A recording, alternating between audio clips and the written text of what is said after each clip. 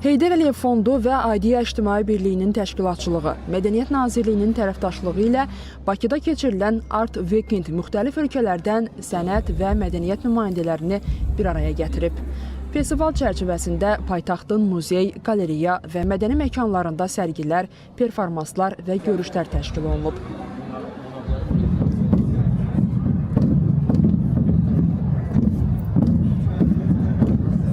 Heydər Əliyev mərkəzində təşkil olunan festivalın açılış tədbirində Mənim dənizlərim, mənim okeanlarım sərgisinin və məşhur kolumbiyalı rəssam heykəltaraş Fernando Botero'nun əsərlərindən ibarət bədii formanın təntənəsi sərgisinin təqdimatı olub.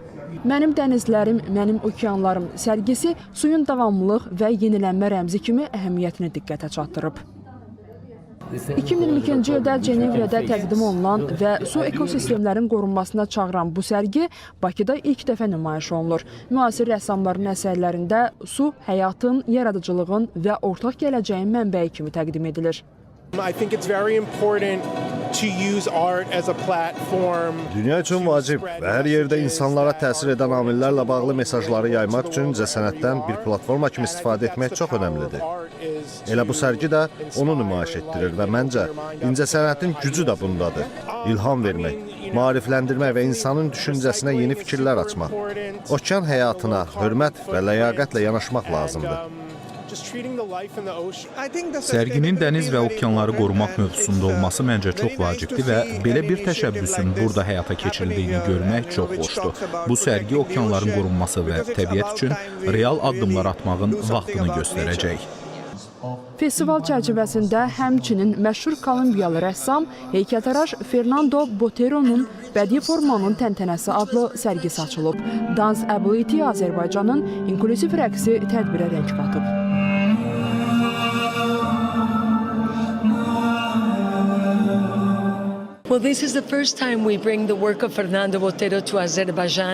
Fernando Botero'nun əsərləri ilk dəfədir ki, Azərbaycana gətirilib və bunu edə bildiyimiz üçün çox qürurluyuq. Bu muzeydə sərgi keçirmək bizim üçün çox həyəcan vericidir. Çünki bu mərkəz sözün əsl mənasında qeyri-adi bir yerdir. Sərgi çox əhatəlidir və Fernando Botero'nun yaradıcılığında əsas mövzuları əks etdirir. Ümumilikdə burada 112 əsər, o cümlədən 11 kiçik heykəl nümayiş olunur.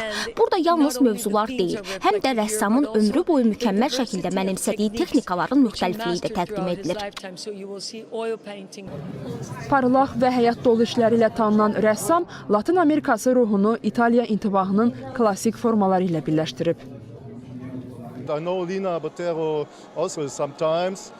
Lina Botero'nu tanıyırıq və indi biz Botero sərgisində bir yerdəyik. Təxminən 3 həftə əvvəl mən Azərbaycan səfirliyində, Berlində idim.